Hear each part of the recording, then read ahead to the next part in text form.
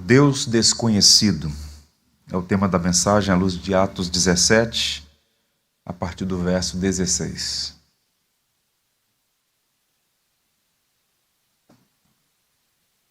Diz assim a palavra de Deus: Enquanto Paulo esperava em Atenas, o seu espírito se revoltava em face da idolatria dominante na cidade.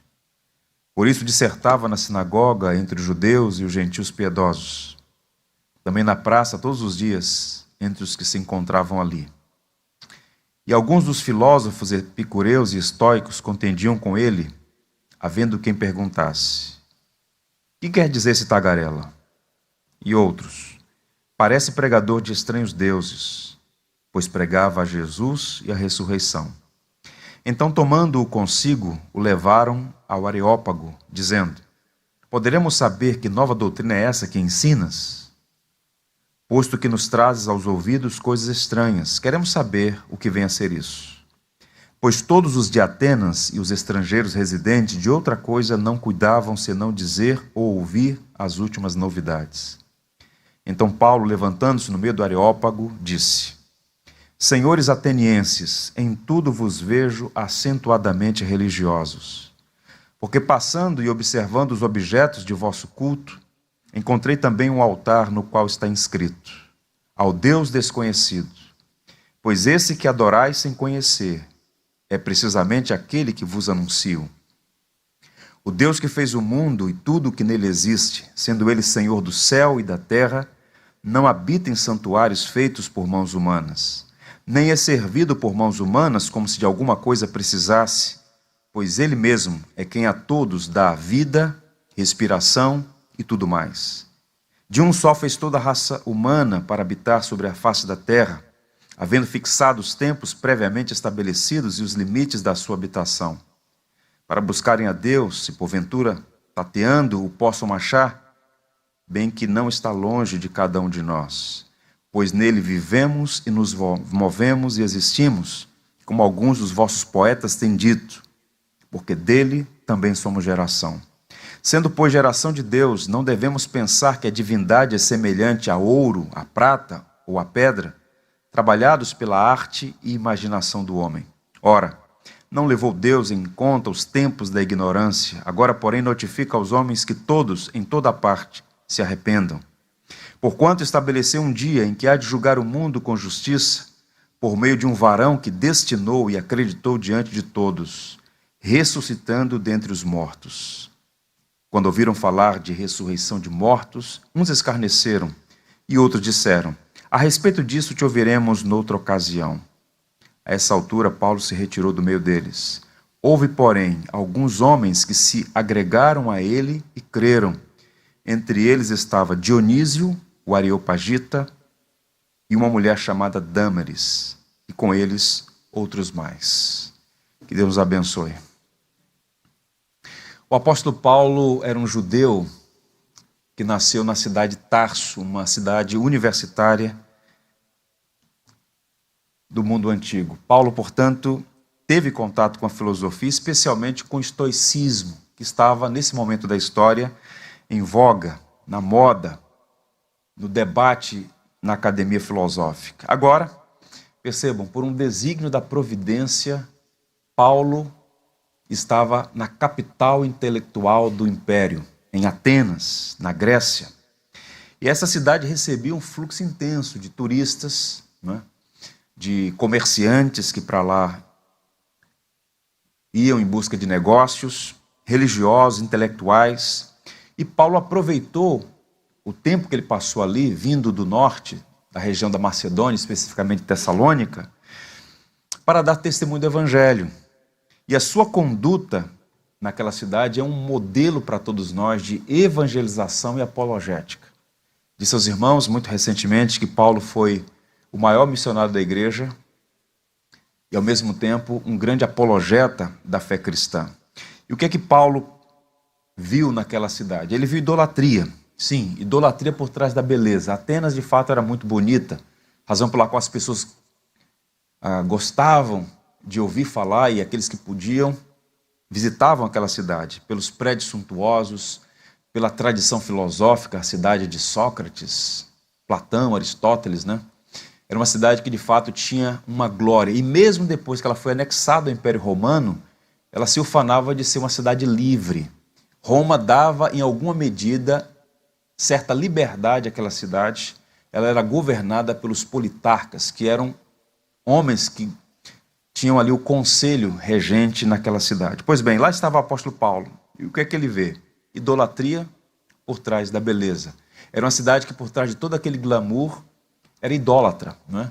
Os historiadores dizem que era mais fácil achar um homem, era mais fácil achar uma imagem do que um homem, né? Tamanha a quantidade de ídolos e altares e credos que havia naquela cidade. E o apóstolo Paulo, como um judeu monoteísta e agora alguém que teve seus olhos abertos para entender mais claramente também as coisas a partir do seu encontro com Cristo, ele ficou indignado por ver tantas pessoas curvando-se aos ídolos.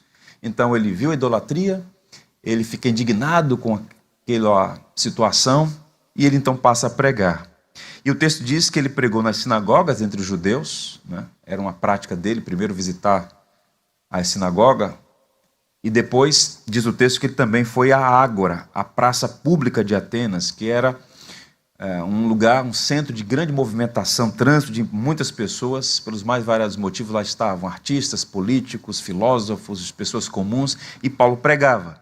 E enquanto ele pregava na Ágora, no mercado central, alguns filósofos ficaram impressionados com o que ele estava dizendo, porque o texto também vai apontar que eles eram curiosos, eles eram ávidos por novidades.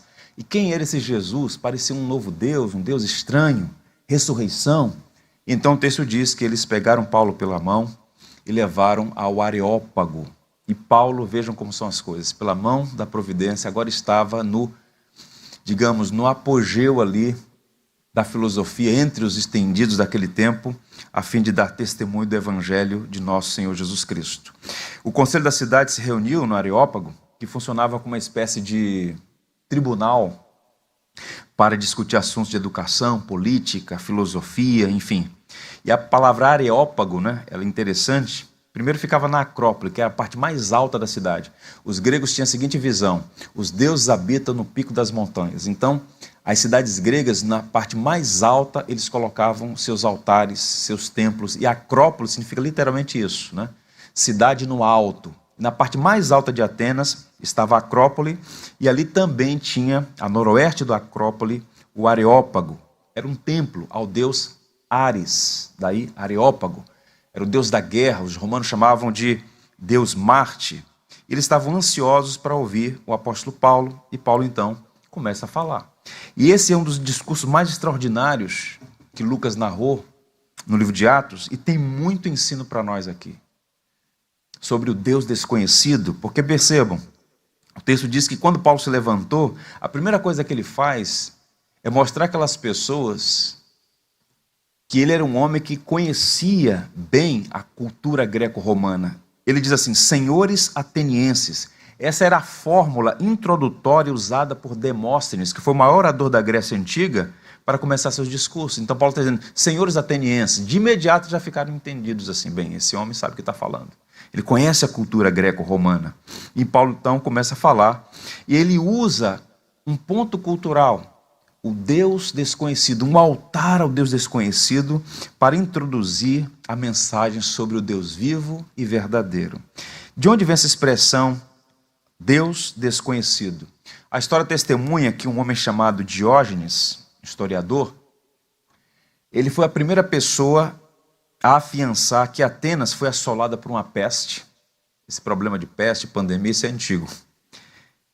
E a cidade de Atenas foi perturbada por uma epidemia, e eles entenderam que era o resultado da atividade irada dos deuses do Olimpo. Então eles buscaram fazer sacrifícios, oferendas, mas a peste continuava.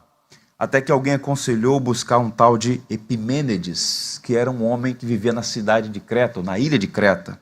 E eles foram até lá, e Epimênides foi até Atenas, e ele então propôs o seguinte: que um rebanho de ovelhas deveria ser solto nas ruas da cidade, e onde essas ovelhas se assentassem, deitassem, deveria ser erguido um altar ao Deus desconhecido. Essa seria a origem desses altares ao Deus desconhecido na Grécia Antiga e, em particular, em Atenas. Então, quando Paulo passa e percebe vários altares, múltiplas divindades, credos mais variados, ele tem uma inscrição ao Deus desconhecido. E então ele pega essa expressão para dizer o seguinte: eu estou vendo que vocês são bem religiosos. Há ídolos e altares para todo gosto. Inclusive eu vi um ao Deus desconhecido. É sobre o Deus que vocês não conhecem que eu quero falar. E o que Paulo afirma aqui sobre Deus são verdades elementares que nós cristãos precisamos trazer à memória. Nada do que eu vou dizer aos irmãos aqui nessa manhã é novo, não é? Mas nós precisamos trazer sempre à memória porque, infelizmente, há muitas pessoas que adoram o que não conhecem. Há muitas pessoas que têm uma visão caricata, deficiente, superficial, por vezes paganizada do grande Deus. Deus, o grande Deus, muitas vezes é apequenado pela nossa visão obtusa. A gente precisa olhar para as Escrituras, porque o Deus que nós servimos não é uma criação nossa, não é fruto da nossa imaginação. Deus só é conhecido porque Ele decidiu se revelar. Se revelou na criação, que é o teatro da sua glória, e se revela também, e de uma maneira especial, por meio da sua palavra. E à luz da palavra, nós vamos encontrar aqui pelo menos 4 grandes verdades sobre o Deus que Paulo pregou no Areópago, na cidade de Atenas, no 1º século da era cristã. Em primeiro lugar, Paulo afirma que Deus é o Criador do universo. Observe o verso 24, quando Paulo diz assim: o Deus que fez o mundo e tudo que nele existe, sendo ele o Senhor do céu e da terra, não habita em santuários feitos por mãos humanas. Disse aos irmãos que Paulo ele estava indignado pela idolatria perceptível naquela cidade, mas ele não permitiu que a sua ira santa fosse corrompida a ponto de ser grosseiro, estúpido com aquelas pessoas. O que para nós é um grande exemplo. Você pode estar certo e perder a razão pela maneira como você se comporta. Então percebam, Paulo vê a idolatria por trás da beleza da cidade. Ele fica indignado, o texto ali é injuriado, porque homens e mulheres estão sonegando a Deus o culto para adorar as imagens que eles mesmos fabricaram. Mas quando lhe é dada a oportunidade de falar para aquela seleta audiência, os politarcas, o conselho da cidade, os filósofos, estoicos e epicureus, Paulo fala com sabedoria. E ele começa: senhores atenienses, em tudo vos vejo acentuadamente religiosos. Andando pela cidade eu vi um altar ao Deus desconhecido. É sobre esse Deus que eu quero falar com vocês, o Deus que vocês não conhecem. E das coisas que ele vai dizer, ele começa pelo elementar, pelo básico. Deus é o Criador do universo. Bem, de imediato, Paulo já está confrontando e colocando aqui um machado na raiz do paganismo. Por quê? No mundo antigo, na Grécia Antiga em particular, havia uma percepção, um entendimento de que o universo foi gerado pelo acaso, que a matéria era eterna. Assim pensavam os gregos, assim pensava Aristóteles, que para eles era uma grande personalidade, de grande influência. E Paulo então diz: não, a matéria não é autoexistente, a matéria, na verdade, não existia. Deus é a origem de todas as coisas, Deus é o Criador de todas as coisas. Paulo está, portanto, arrasando com os pressupostos deles, com a intenção de abrir os olhos para que eles enxergassem a verdade elementar. Todas as coisas foram criadas por Deus e para a glória do seu nome. Percebam, o estoicismo, no caso aqui também o epicurismo, 2 filosofias que são mencionadas, tinham percepções equivocadas sobre a origem do universo. O estoicismo, por exemplo, falava do acaso e o epicurismo do fatalismo. Então, quem gerou o universo? Uma força cega, impessoal. Não há um projetista, não há um design, não há mente inteligente. É assim que pensavam boa parte daquelas pessoas. E Paulo então ergue a sua voz e afirma que o Deus vivo e verdadeiro criou o mundo e todas as coisas que existem. Ele é, portanto, o Senhor da criação. Lembramos que Paulo era judeu, filho de Abraão, e o povo hebreu foi escolhido para ser portador de uma revelação especial, para comunicar ao mundo, que agora está tateando nas trevas, quanto a essa verdade basilar. Como é que as Escrituras são abertas? Qual é o primeiro verso da Bíblia, que é o verso fundacional de tudo? No princípio criou Deus os céus e a terra. Nós devemos reiterar isso constantemente, irmãos. Deus é o Criador de todas as coisas. Nós nos reunimos numa manhã como essa para tributar a Deus honra, louvor e glória, porque Ele é digno de ser adorado. O sol no firmamento, o sistema solar no qual está inserida a nossa Via Láctea, as coisas macro e as pormenores, tudo, absolutamente tudo, foi criado por Ele e para Ele, sem que houvesse matéria pré-existente. Deus criou ex nihilo, a partir do nada, pelo poder da sua palavra. Não há Deus como o nosso Deus. E o que é absolutamente estranho, perverso, e que é sinal da idolatria do coração humano, é sonegar a Deus a glória que lhe é devida para ir em busca de uma falsa adoração, de uma idolatria, curvando-se à criatura, ao invés de adorar o Criador. O Salmo está repleto de passagens dessa natureza. O Salmo 33, por exemplo, o texto diz: os céus por sua palavra se fizeram, e pelo sopro de sua boca o exército deles. Pois ele falou e tudo se fez, ele ordenou e tudo passou a existir. Portanto, a intenção de Paulo ao começar a sua mensagem falando do Deus Criador é mostrar aos ouvintes o quanto é absurdo imaginar que aquele que criou os céus e a terra faça residência em um santuário construído por mãos humanas. Daí vem a expressão que ele usa, se reportando a Salomão. Foi o rei Salomão que construiu o templo, ok? O templo era um símbolo da presença de Deus, mas no culto de inauguração do templo, Salomão, com sabedoria, diz assim: habitaria Deus na terra? Eis que os céus dos céus não podem conter a glória do Senhor, quanto menos esta casa que eu edifiquei. De fato, Deus se faz presente no santo ajuntamento, quando o seu povo se reúne em torno da sua palavra, mas nenhuma construção é prisão de Deus. Nós usamos essa linguagem, templo, casa de Deus, é uma linguagem simbólica, figurativa. Salomão está dizendo, nem os céus dos céus podem conter a glória de Deus. Como é que vocês podem imaginar que Deus está aprisionado nessas construções que vocês fazem no topo das montanhas? Paulo está, portanto, com elegância, com sabedoria, mas com autoridade e ousadia, refutando a mentalidade paganizada daquelas pessoas. E continua sendo uma marca distintiva deste mundo caído. As pessoas rejeitam o Deus que a Bíblia revela, mas elas constroem os seus deuses, Deus criado à sua própria imagem, um Deus domesticável, um Deus que pode habitar numa construção que fazemos. Tudo isso é paganismo e Paulo então refuta com muita sabedoria. Qual é a aplicação imediata para nós aqui? Todo ensino que nega a existência de Deus não se baseia em evidências, mas na rebeldia do coração que detém a verdade pela injustiça. Existem mentiras que vão sendo consolidadas à medida que vão sendo repetidas. Uma coisa muito comum no mundo hoje, não é? Nesse ocidente pós-cristão, é a ideia de que existe uma guerra entre ciência e fé. Qualquer pessoa que faça uma afirmação dessa natureza, ou não conhece a verdade, ou está tentando falseá-la. Porque não existe guerra entre ciência e fé, muito pelo contrário. Uma pesquisa honesta, se houver integridade intelectual, o que a gente vai perceber? Os maiores cientistas da história, e recente inclusive, são pessoas que postulam tradições relacionadas à fé cristã.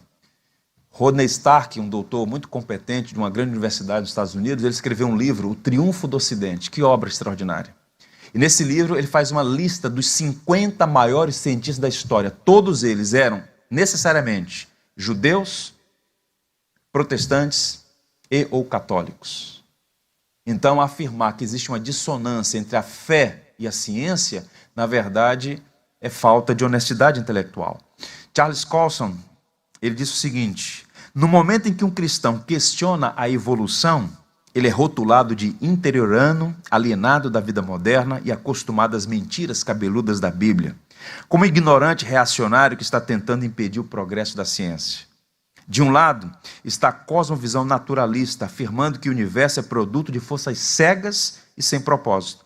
Do outro lado, está a cosmovisão cristã, dizendo que fomos criados por um Deus transcendente, que nos ama e tem um propósito para nós. Portanto, a batalha é entre o teísmo e a filosofia naturalista. Não é entre a ciência e a fé. Muito pelo contrário. Deus é o Deus da verdade. Nós amamos a verdade. Nenhuma verdade deve ser para nós objeto de perturbação, porque toda verdade conduz ao seu autor.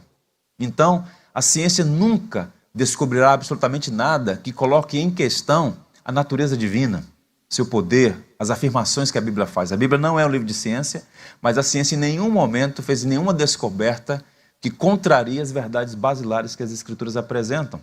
Porque, como dizia Boyle, né, um grande cientista escocês cristão, um homem fantástico na área da química, são dois autores.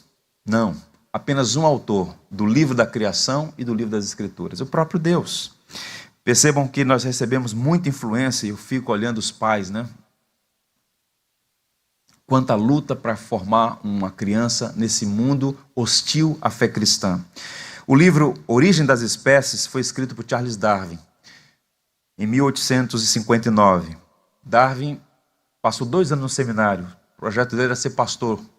Em algum momento ele abandona a fé, se torna um deísta e escreve um livro, A Origem das Espécies, que é, na verdade, uma teoria, né? Observe que quem já teve acesso ao livro, mais de 800 verbos ali estão no subjuntivo. Ele está trabalhando com suposições. Mas qualquer pessoa que contestar hoje a teoria da evolução, que é um dogma incontestável para muitas pessoas, é reputada, cancelada como se fosse reacionário, acreditando em lendas que a Bíblia apresenta, quando na verdade há muitos cientistas, inclusive não cristãos, que refutam as teorias evolucionistas, tanto de Darwin quanto de outros que vieram antes e depois dele, inclusive. Então, percebam, o darwinismo é apoiado mais em suposições filosóficas ateístas do que por evidências científicas, disse um autor muito importante. Mas isso não é novo, irmãos. Na verdade, só deu concreção a essa atitude inata do homem caído de negar a Deus a glória que lhe é devida por ter feito todas as coisas. Na Revolução Francesa, nós estamos falando de século XVIII, finalzinho do século XVIII, os emissários da Revolução Francesa, todos eles influenciados por filosofias ateístas, né, que tentavam a todo custo suprimir a verdade, sob a falsa bandeira da tolerância, muitas pessoas foram massacradas, né? Houve uma castração da espiritualidade de muitos povos, inclusive na França. Bem, quando eles chegaram a um território no sul da França, ali havia muitos cristãos firmes na sua fé e que preferiram morrer do que negar as suas convicções. Um camponês disse o seguinte a um emissário da Revolução Francesa que estava tentando persuadi-lo a abandonar sua fé no Deus vivo. Ele disse: o Senhor pode queimar a minha Bíblia, destruir o templo da minha igreja, mas antes do Senhor banir da minha mente a ideia de Deus, precisará primeiro apagar as estrelas do firmamento, porque enquanto elas brilharem, saberei que Deus é Deus, pois os céus declaram a sua glória e o firmamento anuncia as obras das suas mãos. Então, muitos cristãos em países de regime totalitário, ainda hoje, em várias partes do mundo, preferem sofrer confisco de bens, aprisionamento, tortura e até mesmo a morte do que negar verdades basilares. O mundo não é fruto de uma explosão. O mundo não é resultado de uma força impessoal. Tudo que nós vemos e até mesmo as realidades metafísicas invisíveis aos nossos olhos foram criadas por Deus e para a glória de Deus. Então não tenha vergonha da sua fé. Afirme isso com propriedade, aprofunde o seu entendimento. Leia uma obra, por exemplo, do Michael Bee, um grande cientista, Caixa Preta de Darwin, está lá, ciência pura, do início ao fim. Leia uma obra de um grande advogado inglês, Darwin no Banco dos Réus, de Philip Johnson. Você vai perceber que você não está sozinho nisso. Há uma pleiade de gigantes defendendo essas verdades preciosas para nós, e nós precisamos preparar os nossos filhos, porque ideias têm consequências. Quando se começa a sugerir que o homem é fruto do acaso, que ele é um primata melhorado, você então rouba a questão ética. Boa parte dos grandes genocidas da história eram homens que negavam a Deus a glória de ser o Criador. Então, ideias têm consequências, vamos tomar cuidado com isso. É por isso que o apóstolo Paulo começa com isso, dizendo: vocês estão iludidos, achando que o mundo é fruto do acaso. Não, Deus criou todas as coisas, ele não pode ser enclausulado em um templo feito por mãos humanas. Ele é Deus. Paulo começa por aí. E nós gostamos muito de um hino do Inário para o Culto Cristão, que é baseado em Apocalipse 4:11, quando no finalzinho ele diz: Tu és digno, Senhor e Deus nosso, de receber a honra, a glória e o poder, porque todas as coisas tu criaste, sim, por tua causa vieram existir e foram criadas. Esse é o ponto central, é a baliza, é a base, de tudo. Deus é o Criador. Segundo, Paulo fala do Deus que é mantenedor da vida. Observa o verso 25. Nem é servido por mãos humanas, como se de alguma coisa precisasse, pois ele mesmo é quem a todos dá vida, respiração e tudo mais.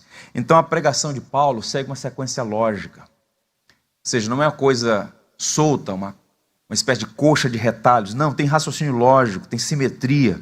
Então ele está afirmando algo que tem relação com o que havia dito anteriormente.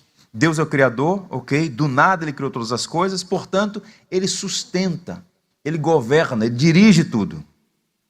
Há um episódio interessante quando Paulo e Barnabé estão na primeira viagem missionária, lá no capítulo 14, eles chegam numa região no sul da Licaônia, onde hoje fica ali a Turquia, fronteira com a Síria, e então eles são usados por Deus, né, para fazer sinais e prodígios, e as pessoas ficam impressionadas, e elas começam a olhar para aqueles homens, Paulo e Barnabé, como se fossem divindades. Inclusive eles são batizados, né? Chamaram Barnabé de Júpiter e a Paulo de Marte, e começam a fazer culto e tal. Paulo: não, vocês são loucos, não, nós somos homens como vocês. E Paulo então começa a desconstruir aquela mentalidade paganizada, e nesse discurso de Paulo em Listra é dito o seguinte: senhores, por que fazeis isto?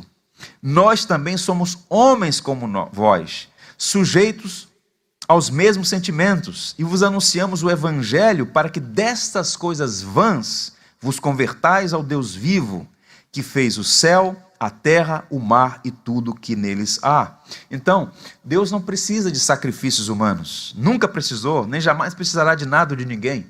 Deus é o único ser que é autoexistente, o eterno, suficiente em si mesmo.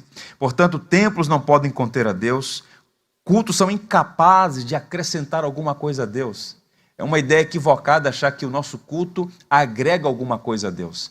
Deus é adorado pelo seu povo, mas Deus não precisa de mim, de você, de nenhum de nós. Portanto, é um erro acreditar que Deus precisa de seres humanos criados por Ele. Nós, a verdade é que precisamos de Deus. O Salmo 50, nessa mesma linha, vai dizer o seguinte: se eu tivesse fome, não te diria? Pois o mundo é meu, e quanto nele se contém. Acaso como eu carne de touros, ou bebo sangue de cabritos? Então todos aqueles altares espalhados no mundo, né? Não apenas na Grécia, mas ainda hoje, as oferendas todas eram evidências da semente da religião no coração deles. Não é possível rastrear na história da humanidade um único povo sequer que não tenha manifestado adoração. O homem foi projetado, planejado para ser adorador. O problema é que o pecado cegou o homem, e ao invés de prestar culto ao Deus Criador, ele adora a criatura, ele adora os ídolos que ele mesmo forja, sejam eles tangíveis, palpáveis, de madeira, né, de ouro, dos objetos, dos materiais mais diversos que existem, ou sejam elementos intangíveis. O coração do homem é uma fábrica de fazer ídolos depois da queda. Mas observe, ídolos têm necessidade, Deus não tem necessidade, Deus não é servido por mãos humanas. No verso 26 de Atos 17 é dito: de um só fez toda a raça humana para sobre toda a face da terra, havendo fixado tempos previamente estabelecidos e os limites da sua habitação. É Deus quem fez todas as coisas. Ele não precisa de mim, de você, de nenhum de nós.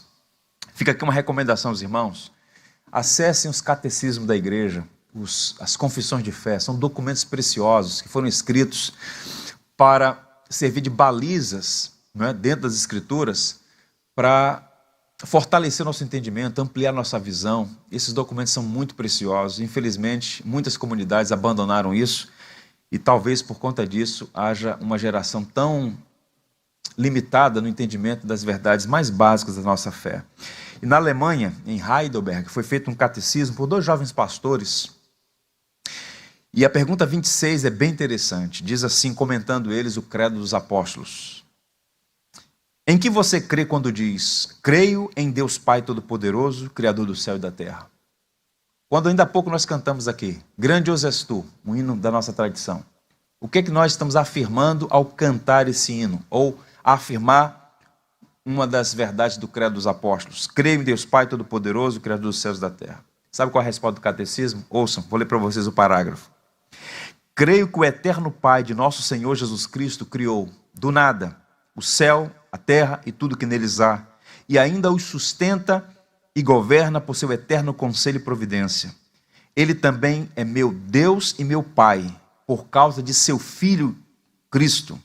Nele confio de tal maneira que não duvido que dará tudo o que for necessário para o meu corpo e minha alma, e que transformará em bem todo o mal que me enviar nesta vida conturbada. Tudo isto ele pode fazer como Deus poderoso e quer fazer como Pai fiel. Percebam que não é uma doutrina árida, não é uma discussão frívola, não é um assunto da academia, diz respeito à sua vida. Quando você afirma que Deus criou todas as coisas, o pressuposto é que ele não apenas criou e soltou, ele criou, sustenta e governa. Desde a Terra em sua órbita, já parou para pensar nisso hoje? 115 mil quilômetros por hora o planeta está girando. Você não sente não, né? Mas está girando. Quem que governa tudo isso? É o Deus Criador que governa a nossa vida, que sustenta todas as coisas. Quando essas verdades são colocadas de lado, o que é que as pessoas buscam? Horóscopo, autoajuda, conversa fiada de artista na internet. Você precisa fundamentar sua fé nas escrituras e na tradição da igreja. E observe, afirmar que Deus é o Criador e que é o mantenedor da vida vai nos sustentar em épocas trevosas como essa. Então não é a habilidade do médico, não é a perversidade do maligno que adianta ou acelera esses processos todos da nossa vida. Há um mistério que nós chamamos de providência, mão invisível. Então não é acaso, não é força impessoal, não é porque você deu azar ou deu sorte. O que existe, meus irmãos, é um governo que vai além da nossa capacidade de administrar e pensar. É isso que o apóstolo Paulo está dizendo para aquela gente. Vocês estão equivocados, mas ele diz isso com talento, com sabedoria, de modo que vai apresentando essas verdades a fim de trazê-los de volta ao centro, ao entendimento. Observe que nos versos 27 a 28 ele chega a dizer o seguinte: para buscarem a Deus e porventura tateando possam achar, bem que não está longe de cada um de nós, pois nele vivemos e nos movemos e existimos. Mais uma vez Paulo cita outro poeta, além de Epimênides, ele cita outra pessoa aqui que era conhecida deles.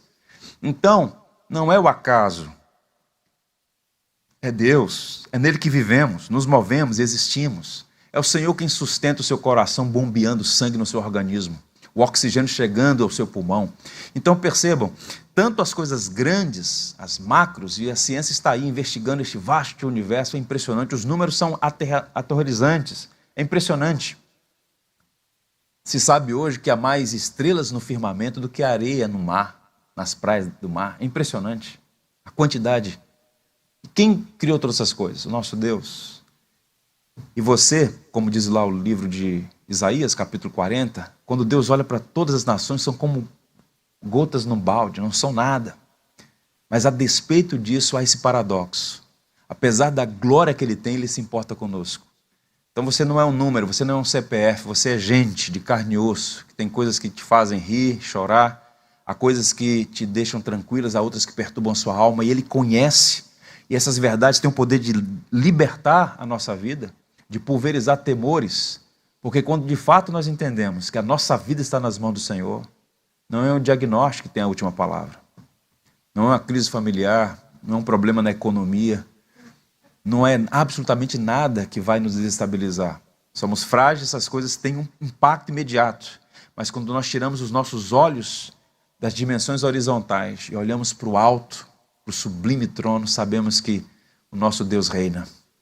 E como diz o catecismo, ele não é apenas Senhor, ele é o nosso Pai fiel.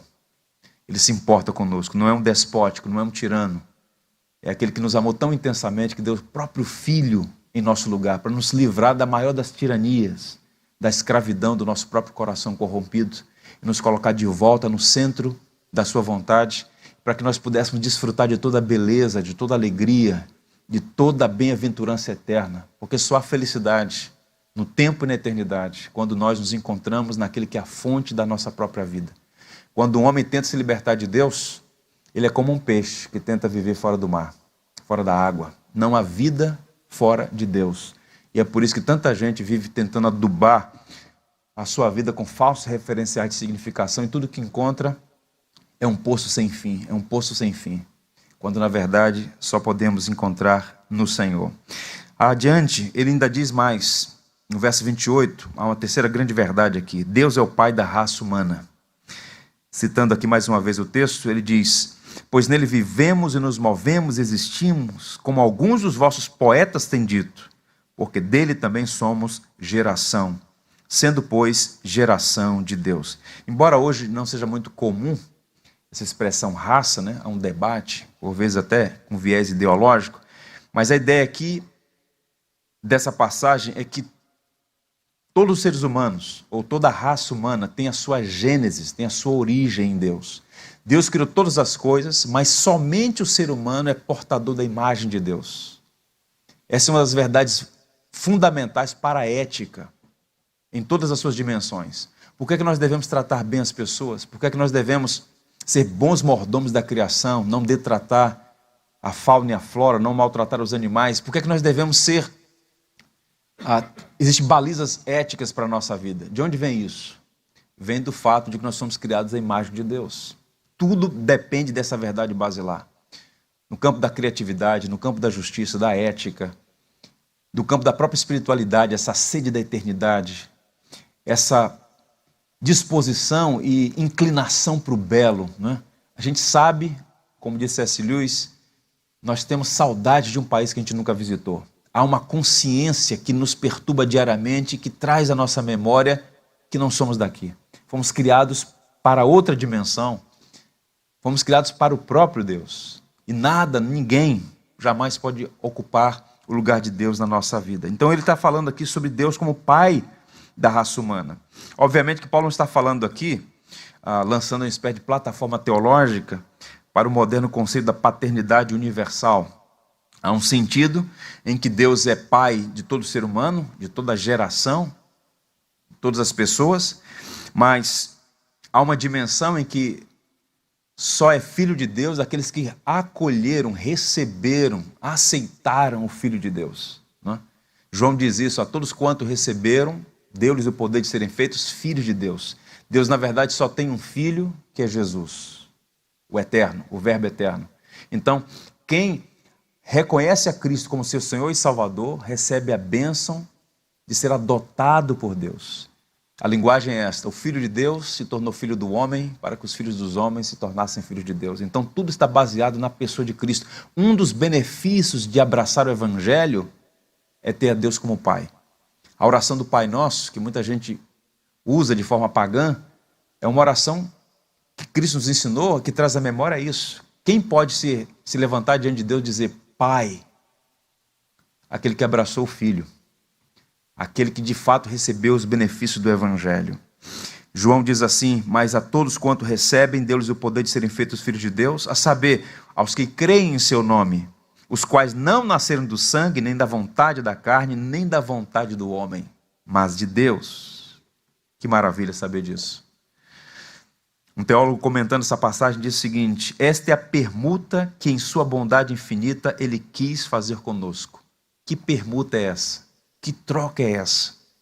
Recebeu nossa pobreza e nos transferiu suas riquezas.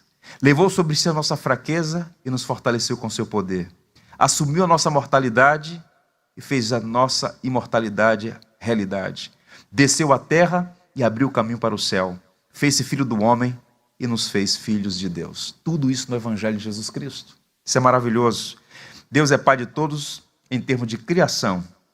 Todos os seres humanos têm sua gênese, sua origem em Deus, mas no sentido evangélico da palavra, Deus é Pai de todos aqueles que abraçam Jesus Cristo como seu Salvador.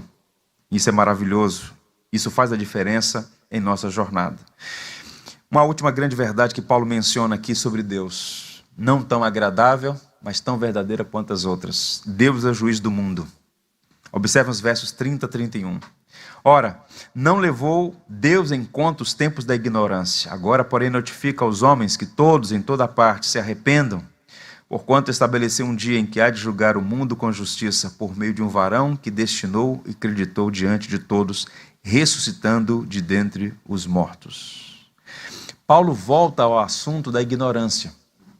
Porque observem, existe a ignorância ativa e passiva. Essa é uma linguagem teológica. No fundo, todo homem sabe que Deus existe. O ateísmo, enquanto proposição filosófica, ela nasce no século XVIII, ganha concreção no século XIX e parece hoje uma religião, um dogma inquestionável. Fica até bonito para algumas pessoas, Alguns jornalistas, alguns artistas enchem a boca para dizer, eu não acredito em Deus. Mas quando estão no avião e o avião dá aquela tremedeira, aí começam a repensar algumas coisas. Mas parece bonito. E essa ignorância ativa de suprimir a verdade pela injustiça, é o que Paulo diz em Romanos 1, não se sustenta porque no fundo, o homem sabe que Deus está aí. Não é? A tristeza do indivíduo é chegar no arpoador, no final da tarde, ver aquele sol bonito, bater palmo para o acaso. Não ter a quem agradecer, e acha isso bonito. Paulo chama isso de estupidez, é uma ignorância. Não é racional. Philip Johnson, esse grande advogado de Cambridge, ele disse, olha, isso no debate, na TV aberta em Londres, ele disse, não faz sentido o que vocês estão propondo. Se um furacão passa num ferro velho, o resultado final não é um ônibus espacial. Um ônibus espacial denota inteligência, projeto. Há uma mente inteligente por trás do produto final. Quando você olha a complexidade do corpo humano, a visão, é uma coisa impressionante. A própria criação, as estrelas no firmamento, os animais, a beleza deste universo, apesar das máculas do pecado, há muita beleza em tudo isso. E nós somos muito privilegiados em morar nessa região do Rio de Janeiro. Há tanta beleza em nossa cidade, e a despeito disso, as pessoas tentam suprimir, porque no fundo, elas querem um paraíso, mas elas não querem a Deus. Então é bom se Deus não existisse. Mas de fato, Paulo então que chega e diz o seguinte, ora, Deus não leva em conta os tempos da ignorância. Deus é tão misericordioso que ele não leva em conta os tempos da ignorância. O que é que ele faz agora? Deus faz uma notificação. Paulo usa uma linguagem judicial, que eles também conheciam. Pensa que a Grécia, naquele momento, colocada ali naquele circuito da filosofia greco e do direito romano, o mundo greco-romano, eles eram herdeiros, aquele mundo, aquele cenário, do direito romano. Na verdade, são três coisas que formam o Ocidente. A filosofia grega, questão de lógica, razão, o direito romano e a moral judaico-cristã. São os três pilares do Ocidente. E Paulo está se dirigindo a um grupo de pessoas que tinha filosofia, tinha essas leituras sobre razão e lógica, e também estavam herdando todo o conceito do direito romano que estava sendo construído ali. Pois bem, e Paulo então usa essa linguagem jurídica. Deus notifica aos homens que todos em toda parte se arrependam. Notificação aqui é intimação judicial do juiz de toda a terra. Não é uma convocação que o indivíduo pode ou não responder. Deus exige que os homens todos em toda parte se arrependam. É impressionante porque o primeiro sermão de Jesus, eu acho complicado alguém dizer que Jesus não tinha amor, a primeira mensagem de Jesus está lá em Marcos capítulo 1, verso 15, arrependei-vos e crede no Evangelho. O primeiro sermão da história da igreja registrado, depois da descida do Espírito Santo, Pedro pregando em Jerusalém, arrependei-vos e crede, para que sejam cancelados os vossos pecados. Em outras palavras, é uma intimação, os homens são chamados ao arrependimento. E por que razão? Porque haverá um dia, uma hora e um momento em que Deus vai julgar este mundo. Vai acontecer isso. E esse juízo, que muitas pessoas fazem chacota, brincam, zombam, inclusive alguns cristãos, por serem cooptados por essas mentalidades todas, esse juízo tem pelo menos 3 grandes verdades alocadas nele. Primeiro, será universal, Deus julgará o mundo. Então não será um juízo localizado, mas um juízo universal. Pedro diz assim na sua primeira carta: porque a ocasião de começar o juízo na casa de Deus é chegada. Ora, se primeiro vem por nós, qual será o fim daqueles que não obedecem ao evangelho de Deus? E se é com dificuldade que o justo é salvo, onde vai comparecer o ímpio? Sim, o pecador. Como nós cantamos em um de nossos hinos, todos grandes e pequenos o juiz hão de encarar, e os remidos triunfantes em fulgor hão de cantar, vencendo vem Jesus. Glória, glória, aleluia. De fato, o Senhor vai fazer juízo em toda a terra. É um juízo justo, será um julgamento justo e imparcial. Você pega a linguagem dos Salmos, está sempre falando sobre equidade, justiça de Deus. Não é um tribunal subornável, não é um tribunal que pode ser enganado pela defensoria. Não é um juiz que pode receber alguma benesse e mudar as coisas, como infelizmente acontece tanto. Há muitos togados que serão julgados no grande dia, e será um dia de juízo total, verdadeiro, imparcial. O tribunal dos homens é subornável e sujeito à emissão de sentenças injustas, mas o justo juiz julgará com retidão e equidade. E o detalhe, o juiz já foi selecionado, escolhido. 2 Timóteo 4:1, conjuro-te perante Deus e Cristo Jesus, que há de julgar vivos e mortos pela sua manifestação e pelo seu reino. Percebam que quando Jesus veio a este mundo pela primeira vez, chamado primeiro advento, ele veio como salvador do mundo. Mas quando ele voltar, e ele voltará, ele virá como juiz dos vivos e dos mortos. Os mortos ressuscitarão para prestar conta de sua vida, e os vivos comparecerão diante dele. Tente imaginar isso. O cordeiro virá como leão. No primeiro advento, a face mansa, misericordiosa, benévola. Agora, quando ele voltar, voltará como juiz. O rugido do leão será ouvido em toda a terra, e os homens terão que prestar contas. E o dia também já foi marcado. 2 Pedro 3, verso 9. Não retarda o Senhor a sua promessa, como alguns a julgam demorada. Pelo contrário, ele é longânimo para convosco, não querendo que nenhum pereça, senão que todos cheguem ao arrependimento. É por misericórdia, e tão somente misericórdia, que Deus vai adiando a instalação desse julgamento. E algumas vezes esse julgamento chega muito rápido, porque quando o homem morre, segue-se o juízo, é o que o livro de Hebreus diz. Nada mais pode ser feito depois da morte. É em vida que o homem deve se arrepender dos seus pecados e confiar em Jesus Cristo.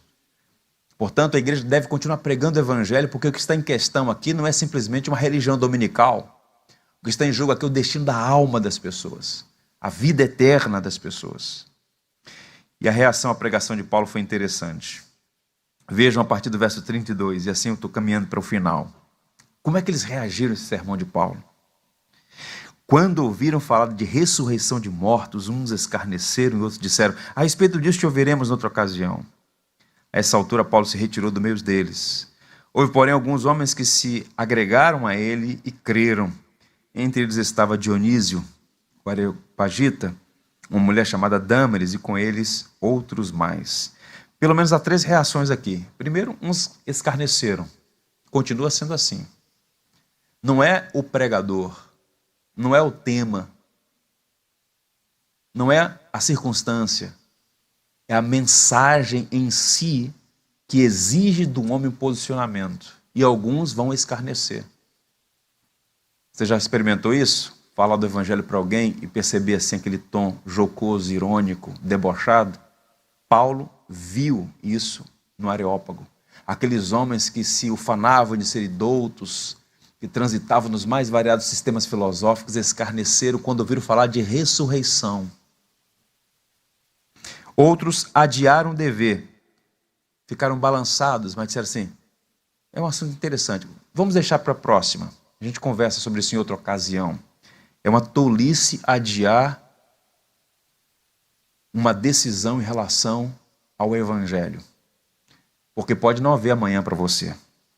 Hoje, se ouvirdes a voz do Senhor teu Deus, não endureçais o vosso coração como o povo no deserto. Hoje que é dia de arrependimento, é hoje que é dia de salvação, porque o homem não tem gerência da vida, não sabe se haverá um amanhã. Mas a boa notícia é que alguns creram, Isso que nos dá ânimo para pregar. Dentre a multidão, o Senhor tem sempre os seus. É por isso que nós devemos pregar. A palavra nunca volta vazia. O Senhor sempre chama um Dionísio e uma Damares. O texto vai dizer que houve entre alguns homens que se agregaram a ele. Ele cita 2 pessoas aqui e diz que outros mais. Damares era uma estrangeira que pertencia à classe erudita. Percebam, ela estava presente, ela teve acesso ao conselho da cidade de Atenas. Portanto, não era uma pessoa qualquer, era uma mulher distinta. Mais uma vez, isso aqui levanta para nós como é desonesto, né, o que muitas pessoas fazem, associar a fé cristã a coisa de gente ignorante e economicamente miserável. Uma das primeiras mulheres a abraçar a fé cristã fazia parte do conselho da cidade de Atenas. É impressionante, não é? Fala de Dionísio, que é membro do conselho. Eusébio foi o primeiro historiador da igreja, disse que ele foi o primeiro pastor de Atenas e bispo daquela cidade. Um homem chamado Dionísio. Portanto, devemos pregar o evangelho na expectativa de que o Senhor vai chamar os que são seus. Uns escarnecerão, outros vão adiar a decisão, mas alguns irão crer. Crer em quê? Que Deus é o Criador, é o mantenedor da vida, é o Pai da raça humana e é o juiz dos vivos e mortos e que chama homens e mulheres ao arrependimento. Chama-os a Cristo, ao Evangelho. Isso faz toda a diferença, meus irmãos. E eu oro para que você tenha a sua visão ampliada sobre o Senhor. Isso vai te ajudar a ter alegria, cada vez maior alegria no Evangelho e receber serenidade, paciência, perseverança nos momentos adversos. O teu Deus reina. Ele não apenas criou o universo e soltou. Ele governa, tanto a terra na sua órbita, quanto você sentado nesse banco. Deus governa, Deus reina, a Ele a honra, a glória e o louvor. Eu encerro lendo Isaías quando diz assim, a você que aqui está e aos que porventura nos acompanham pela internet. Buscai o Senhor enquanto se pode achar, invocai-o enquanto está perto. Deixe o perverso o seu caminho, o iníquo os seus pensamentos, converta-se ao Senhor, que se compadecerá dele, volte para o nosso Deus, porque é rico em perdoar. É um chamado a voltar-se para o Senhor. Que Deus nos ajude, que Deus nos abençoe. Vamos ficar em pé?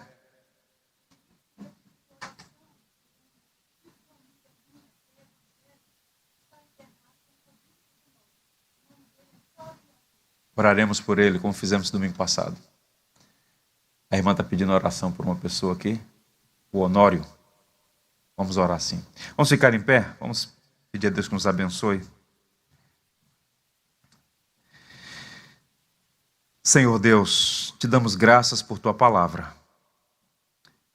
Rica, instrutiva, encorajadora, exortativa, uma fonte fidedigna da verdade. Reconhecemos publicamente que o Senhor criou todas as coisas. Este belo mundo não foi resultado do acaso. Não é o resultado de uma explosão, de uma força impessoal. Muito pelo contrário. O Senhor criou todas as coisas para exibir a sua glória, a sua beleza, a sua majestade. E reconhecemos na criação os sinais, as digitais do Senhor. Te louvamos porque o Senhor tem, a despeito de nós, mantido este universo, sustentado por sua misericórdia. Tanto as coisas grandes, inalcançáveis, muitas delas ao nosso entendimento, quanto a nossa própria vida. Nós só estamos de pé porque o Senhor nos sustenta. Ó Senhor, nós lançamos as redes, mas o que vem nelas é o Senhor mesmo que coloca. O pão sobre a mesa, o ar que respiramos, todas as bênçãos são resultado da tua misericórdia sobre nós. Obrigado, Pai, porque podemos nos dirigir ao Senhor que criou todas as coisas e chamar-te de Pai, Pai nosso que estás nos céus. Porque em algum momento da nossa vida, os nossos olhos foram abertos para entender a mensagem do Evangelho. E nós abraçamos a Cristo, teu Filho, como nosso Salvador. E fomos adotados. É bom saber que a nossa vida está nas tuas mãos. Vivemos num mundo caído, há perigos, ciladas, temores, tantas dificuldades. Mas é bom saber que a nossa vida está nas suas mãos e que o Senhor cuida de nós em todo o tempo. Portanto, aquieta o coração do aflito, Senhor. Que haja essa paz que excede todo entendimento, um exercício espiritual de confiança diária, contínua, mesmo quando as circunstâncias são terrivelmente difíceis. Ó Senhor, ajuda-nos a estar preparados para o grande dia, que nenhum de nós seja pego de surpresa, mas que possamos atravessar os portões da eternidade, tendo sobre a nossa vida a justiça de Cristo. Não somos salvos porque somos bons, porque temos méritos, mas porque o único justo morreu por nossos pecados e tributa a nós, acredita a nós a sua justiça. Para que naquele grande dia, quando todos nós, sem distinção, formos a julgamento, que possamos nos apresentar com o manto da justiça de Jesus. A espada da lei cederá, dará lugar ao abraço da reconciliação. Ó Deus bendito, te louvamos pelo Evangelho, a nossa única esperança. Numa época de tantas perturbações como essa, ajuda-nos a manter viva a chama do Evangelho em nosso coração, para que possamos não apenas viver bem, mas para mostrar também ao mundo a diferença que o Evangelho faz na nossa vida.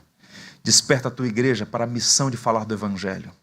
Muitos vão escarnecer, outros vão adiar, mas sempre haverá uma Dâmaris, um Dionísio, que abraçará o Evangelho como sua esperança. Que assim seja, Senhor, que esta igreja continue sendo missionária, anunciadora, arauto da graça. Em nome de Cristo, Salvador nosso, que oramos. Amém.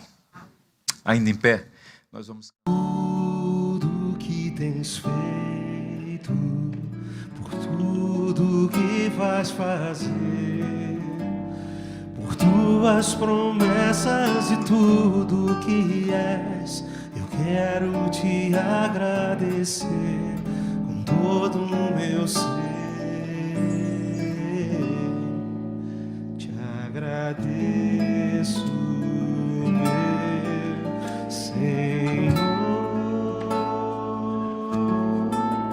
Te agradeço, meu Senhor.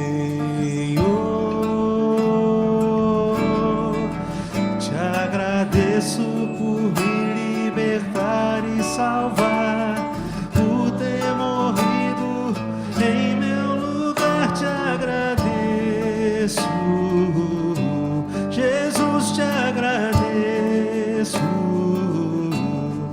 eu te agradeço, te agradeço.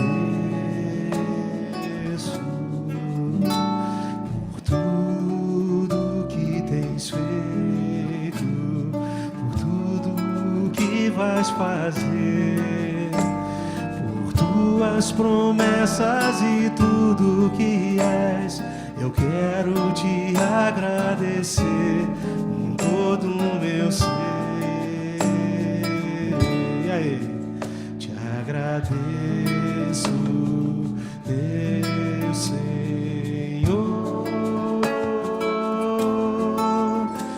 Agradeço, meu Senhor. Te agradeço por me libertar e salvar, por ter morrido em meu lugar. Te agradeço,